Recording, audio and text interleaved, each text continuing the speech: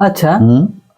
সম্পর্কে দেখা যায় কোনো এক পার্টনার তার পার্টনারটিকে ঠিক ঝুলিয়ে রাখে।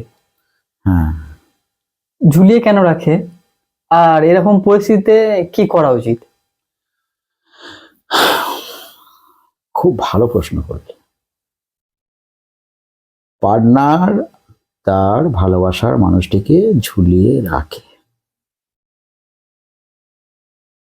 কেন ঝুলিয়ে রাখে? কারণ দেখতে হবে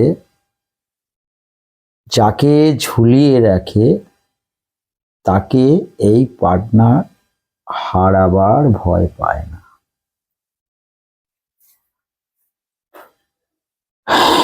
সামনে থাকা মানুষটা যখন ধোঁয়াশার মধ্যে থাকে, মানে একে ঝুলিয়ে রাখে, যাকে ঝুলিয়ে রাখে তাকে হারাবার ভয় পায় না।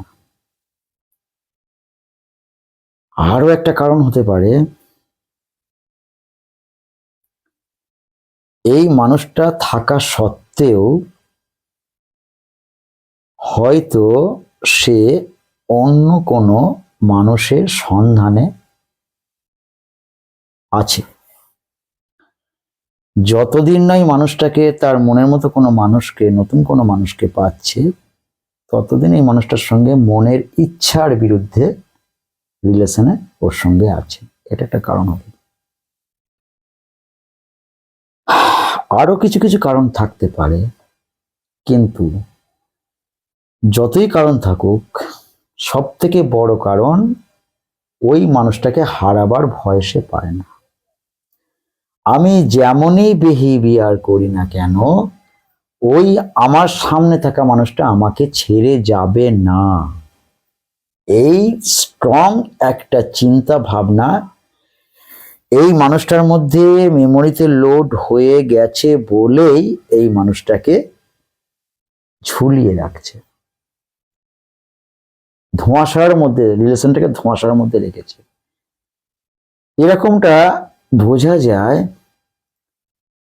কখনো সে ভালো করে কথা বলছে, আজকে ভালো করে কথা বললো, দুদিন আর পাত্তা পাওয়া গেল না, 3 দিনের দিন এলো, ঝুপ করে চলে গেল, আবার 4 দিনের দিন অনেকক্ষণ ধরে কথা বললো, বারবার ফোন করছে, বারবার দেখা করছে, আবার সে গায়েব হয়ে যাচ্ছে। এটা কি এরকম ঝুলিয়ে রাখা বা এরকম কিছু বলা হয়? ওই বললাম, হারাবার ভয় পায় না, ওকে হারাবার ভয় পায়। এখন কেন হারাবার ভয় পায় না, তার একটা কারণ হচ্ছে এটা স্ট্রংলি বিশ্বাস যে মানুষটা আমাকে ছেড়ে যাবে না। অথবা এমনটাও হতে পারে যে ও যদি আমার লাইফ থেকে চলেও যায় তাহলে আমার যায় আসে না। তবে এগুলো খুব কমই হয়, যে যদি আমার লাইফ থেকে চলে যায় তাহলে আমার কি যায় আসে না। এই জন্য ঝুলিয়ে রাখাটা কম, সংখ্যায় খুব কম। মানে তাহলে এদের মধ্যে ভালোবাসাটা ছিল না, মানে একতরফা না, ওয়ান সাইডেড ভালোবাসা, ওয়ান সাইডেড ভালোবাসা। ও ভালোবাসতো প্রচুর, এ কম ভালোবাসে বা ভালোবাসে না, একটা ভালোবাসার মতো করে থাকে, মানে প্রয়োজনে ব্যবহার করে। সেক্ষেত্রে যদি চলেও যায় এর যায় আসবে না। এগুলো কিন্তু কম, এগুলো সংখ্যায় অনেক কম, এটা বেশি নয়। যেগুলো বেশি সংখ্যক সেগুলো হচ্ছে কি হারাবার ভয় থাকে না, স্ট্রংলি একটা বিলিভ থেকে যায় যে এই মানুষটা আমাকে কখনো ছেড়ে যাবে না। এখন কি করা উচিত? ডিটাচমেন্ট। এতদিন যে অ্যাটাচমেন্টটা ছিল, যাকে ঝুলিয়ে রেখেছে, তার এখন ডিটাচমেন্ট করা প্রয়োজন। এতদিন যে একটা অ্যাটাচমেন্টের মধ্যে ছিল, এটাকে ভেঙে দাও, ভেঙে তোমাকে এখান থেকে ডিটাচমেন্ট শুরু করো। এখন এর মধ্যে একটা ইগো জন্মে যায়, তবেই না ঝুলিয়ে রাখে, যে আমি জানি তো ওই মানুষটা আমাকে ছেড়ে কখনো যাবে না।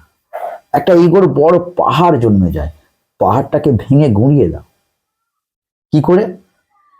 এর সলিউশন একটাই, রাস্তা একটাই, ডিটাচমেন্ট করো। যে অ্যাটাচমেন্টে তুমি ছিলে সেটাকে ডিটাচমেন্ট করে দাও, তার কাছ থেকে তুমি একেবারে অনেকটা দূরে চলে যাও, বহু দূরে চলে যাও। কখনোই ব্লক করতে বলছি না, ব্লক করার দরকার নেই, সোশ্যাল মিডিয়া থেকে ব্লক করার দরকার নেই। হোয়াটসঅ্যাপ বলো, ফেসবুক মেসেঞ্জার বলো, ইনস্টাগ্রাম বলো, টেলিগ্রাম বলো, কোথাও ব্লক করতে হবে না।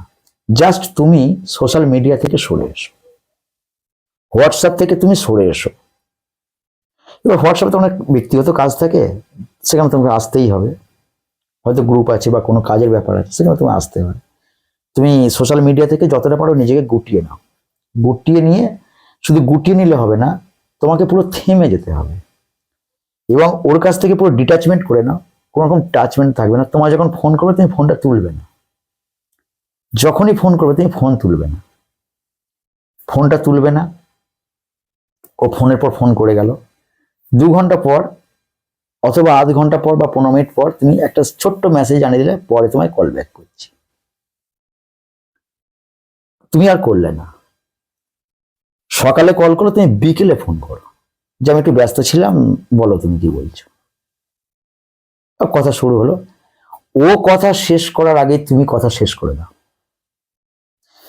ও ফোনটা কাটার আগে তুমি ফোনটা কেটে দাও। এবং যখন ফোন করবে, তুমি যদি ফোনটা রিসিভ করে ফেলো, হু হা দিয়ে ছেড়ে দাও। ঠিক আছে, এই এই ধরনের বলে ফোনটা কেটে দাও। তুমি এমন একটা বিহেভিয়ার করো ও যেন বুঝতে পারে যে তোমার ব্যবহারে ও কিন্তু ক্ষুব্ধ হয়েছে, ওর অভিমান হয়েছে অথবা সে রাগ করেছে।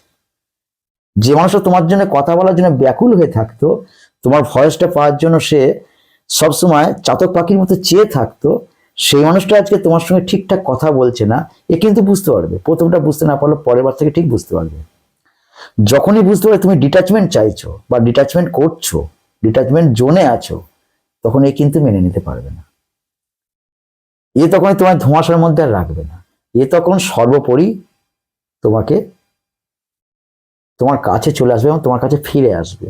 এবং এই তখন জিজ্ঞাসা করবে, যদি আমি কিছু ভুল করে থাকি, যদি প্রকৃত ভালোবেসে থাকে, এমনটাও বলতে পারে, যদি আমি কিছু ভুল করে থাকি আমি সরি বলছি। সরি তোমাকে বলবে, আমি সরি বলছি, প্লিজ তুমি এমনটি করো না। অথবা যদি খুব ম্যাচিওর ম্যান হয়, তো সরি বলতে পারছে না, কিন্তু ভালোবাসার মানুষের ক্ষেত্রে ম্যাচিওর হোক আনম্যাচিওর হোক, নিজেকে নিজের যে একটা বিরাট কিছু সেটাকে গোপন রাখে, যদি প্রকৃত ভালোবেসে থাকে। আমি এমনও দেখেছি যে কোনো একটা মেয়ে হয়তো হাই ফাই, একটা ছেলে হয়তো সেভাবে অতটা একটু লেভেলটা লো, কিন্তু মেয়েটার যে একটা যে হাই ফাই, সে যে একটা বড় ম্যাচিওর ম্যান, সে এই ব্যাপারটাকে গোপন রেখে ছেলেটার কাছে সহজ সরলভাবে মেশে। সহজ সরল, সেখানে ভালোবাসাটা সঠিক হতে হবে, দুপক্ষে ভালোবাসাটা সঠিক হতে হবে। সে যদি ভুল করে, সে অনায়াসে বলে আমি সরি বলছি, আমি সরি বলছি, তুমি কিছু মনে করো না, এটাও হয়। তবে যদি এমন সমস্যাটা হয় যে ঝুলিয়ে রাখে, তখন তাকে ডিটাচমেন্ট করতে হবে। ডিটাচমেন্ট করার পর সে অনেকটা দূরে চলে যাবে, একদম সোশ্যাল মিডিয়া থেকে নিজেকে গুটিয়ে রেখে দেবে, নিজের কাজ নিয়ে থাকবে। এ অটোমেটিকলি সেটা কিন্তু সহ্য করতে পারবে না, সে একটা সময় তার কাছে ফিরে আসবে। বুঝে গেল? আজকে এই পর্যন্ত।